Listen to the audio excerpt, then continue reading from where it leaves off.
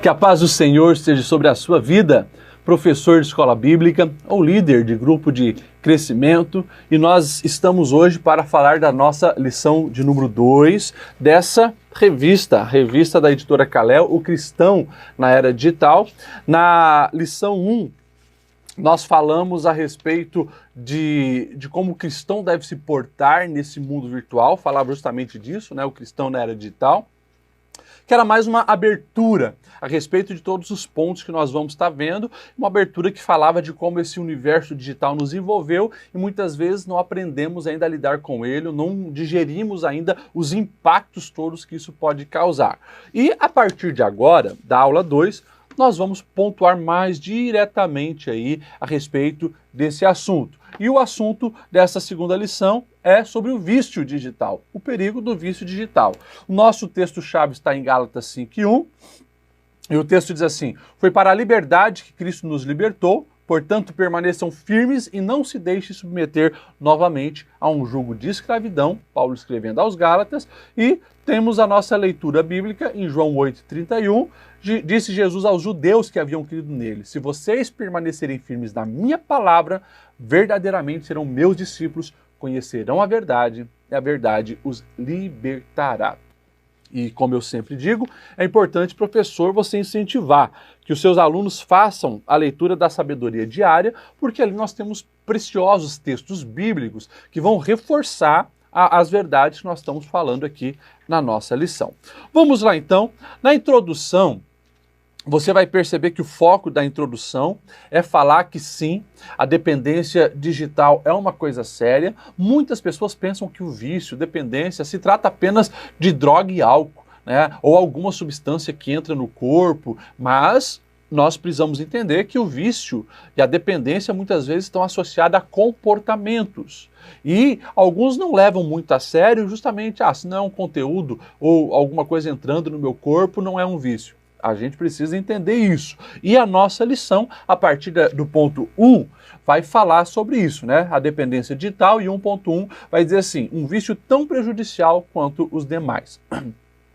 Nós fazemos questão de trazer embasamentos também científicos e por isso a gente cita na lição essa doutora, a doutora Kimberly Jung, e ela vai falar assim: o vício da internet é tão grave quanto a dependência do álcool e outras drogas ilícitas. Olha como é sério essa afirmação da doutora, né? Ela está dizendo que sim, o vício digital, nas coisas digitais, são tão prejudiciais quanto o vício no álcool e outras drogas. Mas ela não fala isso por falar. Ela é uma pesquisadora de muitos anos, com várias faixas etárias, em vários países ela já fez a pesquisa para ela chegar a essas conclusões. E por que ela afirma isso? São pelo menos 3 fatores, né? Que está na lição e você pode acompanhar. A letra A: precisa-se consumir maiores níveis de álcool, por exemplo, para alcançar a satisfação. Assim também, a pessoa no vício digital precisa cada vez mais. É como a pessoa que entra no bar e pede uma dose hoje. Depois de alguns dias, uma dose já não faz mais efeito. Ela quer 2, depois ela quer 3, depois ela está bebendo uma garrafa inteira. A mesma coisa acontece com quem entra nesse universo da dependência tecnológica. Hoje ele joga meia hora de jogo, amanhã ele quer 1, depois quer 2, depois quer 3. Né? Ele começa a assistir um seriado, assiste um episódio hoje, mas depois ele quer assistir 2, 3 e assim às vezes maratona por horas e horas. E quando acaba esse, começa outro. Ou seja, é muito similar nessa questão de sempre querer mais. Letra B: para fugir da realidade ou superar a ansiedade. Vamos novamente pegar o exemplo do camarada que foi pro bar encher a cara. Ele tá com o cartão no vermelho, o patrão tá pegando no pé dele, o casamento não vai bem e ele vai lá para afogar as mágoas. Ou seja, ele quer fugir da realidade, escapar da realidade, não vai resolver os problemas, mas ele vai pro bar encher a cara. Muitas pessoas mergulham na virtualidade, viciam-se numa série, num jogo ou nas redes sociais para tentar fugir dos problemas que tem na vida real. E o terceiro fator que a doutora Kimberly Jung ela aponta é que a abstinência gera estresse, ansiedade e até depressão. Presta atenção nisso. Eu não sei se você já presenciou uma pessoa que ela está no período de abstinência de uma droga, por exemplo, um crack. E essa pessoa ela fica extremamente irritada, ela fica agressiva, ela fica aborrecida, dá sudorese e muitas vezes leva até ela a cometer crimes para suprir o vício. A mesma coisa acontece com pessoas que têm problema da dependência no jogo, a dependência no digital. Ela não consegue mais ficar sem. Ela fica estressada, aborrecida, porque ela está sem aquilo que aprende.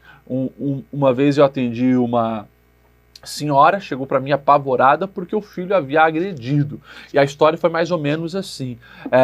Ela pede para o filho desligar o videogame, ele não desliga, o almoço fica pronto, ele não vai almoçar, o almoço esfria, ele não vai. E já no meio da tarde, ela aborrecida, ela decide puxar da tomada o videogame. Esse menino extremamente aborrecido fica agressivo e ele dá um soco na própria mãe, né? Algo que não era comum no comportamento dele, aquela violência toda. Ou seja, já estava num nível de dependência, de vício mesmo do jogo que ele estava ali envolvido. E o ponto 2 vai falar da nomofobia. Nomofobia é um termo técnico que os psicólogos então aí apontaram, né, para falar justamente isso, nomobiofobia, principalmente apontando para o celular. Pessoas que ficam com fobia, têm medo de perder a conexão com o celular, de de ficar sem bateria, de o celular ficar sem internet para poder ver as redes sociais e assim por diante. Tem pessoas que ficam estressadas, tem pessoas que não sabem mais ficar sem o WhatsApp, tem pessoas que quando acaba a bateria do celular entram num desespero, tem pessoas que se esquecem o celular em algum lugar, não importa a distância, ela tem que voltar para pegar o celular, ou seja, ela já não vive mais sem o aparelho. Então, a expressão técnica para isso é nomofobia. E na lição de professor, na página 15, aqui embaixo, você vai ver alguns pontos que eu sugiro, professor, você colocar em tela no Data Show, para que os alunos possam também avaliar-se e avaliar, quem sabe, um parente, um familiar, né? Ali eu quero apontar os principais destaques. Por exemplo, como que eu vou saber se eu já estou num nível de dependência desse mundo digital, do meu celular e assim por diante? Primeiro, cada dia que passa gasta mais tempo no dispositivo. E hoje, os próprios celulares, você já pode avaliar o tempo que você está gastando com ele. Tem aflição, angústia, taquicardia, sudorese ou alteração de humor quando não está com o aparelho ou quando fica sem internet ou bateria. Depois, não consegue desfrutar da vida offline por estar sempre preocupado sobre o que está acontecendo no online. Isso aí é comum. Num jantar em família, a pessoa não consegue mais ficar sem o celular, né? Se ela vai para um momento de conversa, ela sempre tem que estar com o celular. Ou seja, já está no nível de dependência. Se irrita facilmente quando tenta reduzir o tempo com o celular. Depois, checar o celular a cada 2 ou 3 minutos de forma obsessiva. Sempre quer saber o que está no virtual. Tem sofrido prejuízo na família, trabalho ou estudo por investir muito tempo no mundo digital. Depois, terá a impressão que o tempo todo o celular está vibrando ou chamando, mesmo quando não está, mas o que revela que você se tornou um escravo do seu celular, ele é o seu senhor, ele chama, você tem que obedecer na hora e responder na hora, né? Pessoas que não conseguem deixar o celular tocando, né? Assim, evidencia um nível de dependência e muitas vezes ela imagina, o celular nem está tocando, ela, não, mas meu celular tocou, ou vibrou, né? E ela vai atrás. Usa o dispositivo como escape para tentar esquecer os problemas da vida real ou tentar justificar o tempo que fica no celular com mentiras. Mas eu não sou tão viciado assim, não. Não, mas eu só tô trabalhando. E às vezes você vai pegar ali o relatório, né? É mais tempo nas redes sociais do que qualquer outra forma de trabalho. Depois, nós fazemos questão de apontar ali no ponto 3 a respeito dos games, porque um dos fatores que mais tem gerado a dependência na tecnologia são os jogos, muito bem feitos, muito envolventes, já programados para serem cativantes no sentido literal mesmo, porque cativa a atenção e a pessoa fica presa naquele universo. Coloquei ali, se engana quem pensa que apenas as crianças e adolescentes estão viciados nos games. Muitos adultos e até pais de família estão aprisionados nesse universo digital e hoje os games não se limitam aos consoles mais elaborados, um PlayStation ou um Xbox, né? Existe uma infinidade de games disponíveis para o celular, sendo estes igualmente viciantes e aprisionadores. Aqui é importante, professor, você apontar que não é mais agora criança e adolescente que está sofrendo com esse problema da dependência. Nós temos visto hoje, literalmente, adultos, homens barbados, pai de família, preso nos vícios dos jogos.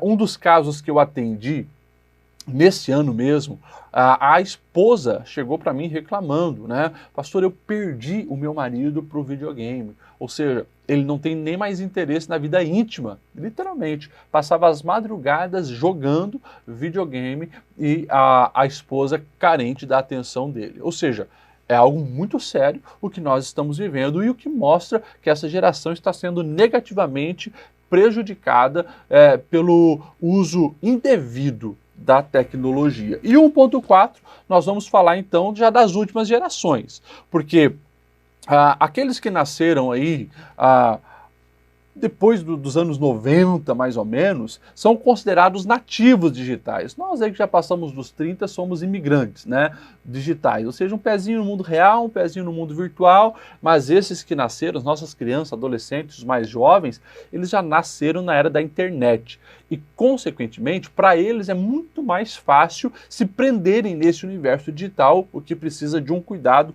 ainda mais intensificado. E o texto aqui diz: a web se tornou uma fonte de prazer e fascínio para as últimas gerações, além de gerar uma sensação de liberdade. Isso explica o porquê de tão grande percentual de adolescentes já serem viciados na internet e levarem a vida virtual tão a sério quanto a vida real. E daí você, professor, você pode entrar na internet, você vai ver muitas pesquisas científicas, pesquisas psicológicas mostrando o grau de dependência e de vício, né, dos mais novos, aí, dos nossos adolescentes, nossos jovens no mundo virtual. Algumas pesquisas chegam a apontar que os nossos adolescentes estão gastando em torno de 9 a 10 horas por dia conectados no mundo virtual, e isso não é nem estudando nem trabalhando. Eles literalmente, é rede social, é videozinho, é seriado e assim por diante, é jogo, né? Então é algo importante para nós estarmos atentos. Falando de jogo e de internet, coloquei também aqui mais algumas coisas para nós estarmos atentos. Primeiro, se há uma perda de interesse por atividades habituais, o que pode interferir até na alimentação, já está sofrendo aí do famoso TAI, né? Transtorno de adição à internet. Déficits no convívio social, ou seja, a pessoa se isola, né? Seja para evitar críticas ou pelo pensamento focado só no vício. Depois, descontrole sobre o impulso de jogar, a pessoa não consegue mais se controlar. Depois, prejuízo nos relacionamentos pessoais e familiares, não admissão da gravidade do problema. Tudo isso são fatores que mostram que a pessoa já está presa nesse emaranhado.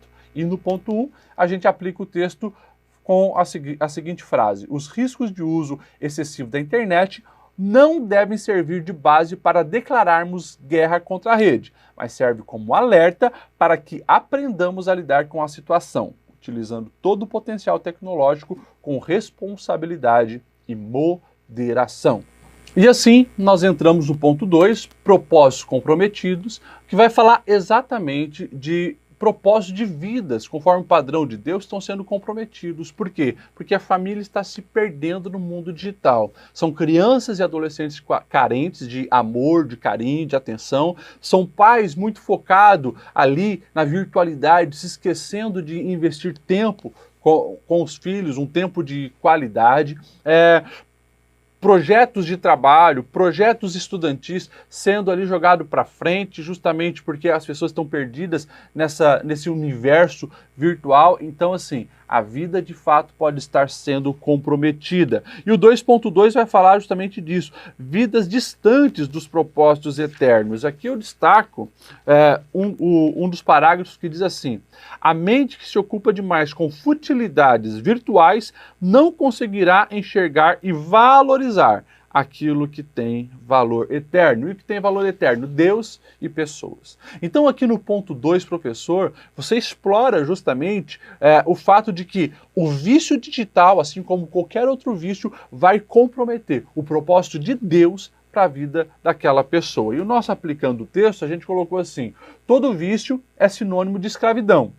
E essa servidão não tem nada a ver com o propósito de Deus para a nossa vida. Não permita que este mecanismo moderno e passageiro venha lhe privar de viver a intensidade e totalidade do projeto que Deus tem para a sua vida. Em hipótese alguma, deixe que a internet roube a presença e a intimidade com Cristo. E é uma grande verdade, essa verdade prática, aplicando esse texto na nossa vida, nós precisamos estar muito atento. Se é vício, vai de fato comprometer aquilo que Deus tem para a minha vida. Deus nos chamou para a liberdade nele. E aqui no ponto 3, exatamente nós vamos falar disso. Deus nos chama para a liberdade. O 3.1 vai falar dessa prioridade de vida. Jesus foi muito claro nas suas palavras, né, ao dizer em Mateus 10:37, quem ama pai, mãe, irmão, filho, mais do que a mim não é digno de mim. Ou seja, Jesus ele pega o maior nível de amor terreno, que é o amor familiar, e deixa bem claro, né, que nenhum desses amores deve estar acima dele. Consequentemente, aplicando para a nossa lição, a tecnologia, um jogo, um seriado, um celular, uma rede social jamais deve estar acima de Deus. E eu faço questão de aqui na lição fazer uma paráfrase, né, de Mateus 18, do 8 ao 9, onde Jesus fala do olho, mas a gente pode colocar aqui uma tecnologia. Se o teu celular, tablet, computador te leva a pecar, quebra e joga fora. Mas vale entrar no reino de Deus desconectado do que ser lançado no inferno, tendo toda a parafernália tecnológica. E o 3.2, a gente vai falar justamente como que supera esse vício. Então ali tem vários pontos descrevendo a respeito disso. E é importante, professor, quem sabe você jogar na tela também esses pontos, né? Por exemplo, a restauração só poderá ocorrer quando a pessoa reconhece a sua dependência e que necessita de ajuda para se libertar. Ou seja, só se resolve um problema que foi identificado. E como nós falamos, é muito difícil as pessoas presas no mundo virtual identificar que são viciados. Sempre tem uma desculpa. Primeiro passo para superar, tem que identificar, tem que reconhecer, não, eu estou me perdendo nesse jogo, eu estou me perdendo nesse seriado, estou perdendo tempo com isso, reconheça. Daí já é o primeiro passo para conseguir mudar e superar. Depois vai falar da experiência com Deus, ou seja, a experiência real com Deus potencializa o processo de libertação. Depois, o ponto 3 ali vai falar que as pessoas elas não entram no mundo de vício da noite para o dia. É gradual, assim como também a superação é gradual. Você vai vencendo, você vai substituindo, você vai se desprendendo, você vai moldando o teu comportamento. Depois, a gente fala, é preciso reconstruir a rotina, justamente para mim me afastar dos gatilhos que me prendem no mundo virtual. E por fim, o tratamento de libertação sempre é mais eficaz quando famílias e amigos saudáveis o apoiam a sair dessa escravidão. A importância da família ajudar quem está preso nesse vício, seja um filho, seja um marido, seja uma filha, seja a esposa, a importância da família estar junto nesse processo. O aplicando o texto fica assim: que Cristo de fato seja o Senhor das nossas vidas. Quando isso acontece, não haverá espaço para outra coisa ou alguém nos comandar. A liberdade que nos é dada por meio do sacrifício de Cristo é para ser exercida com responsabilidade. Não podemos esquecer que em tudo vivemos, nos movemos e existimos em Cristo. Logo, seja em nosso convívio real ou digital, tudo o que fazemos deve ser para a glória de Deus. E, por fim, jamais um cristão deve ser dominado por algo que não seja o Senhor Jesus Cristo. O vício digital, assim como qualquer outro, vai te afastar de Deus e te levar a praticar inúmeros outros pecados. Vence esse mal. E assim, nós finalizamos a nossa lição. Que o Senhor te abençoe.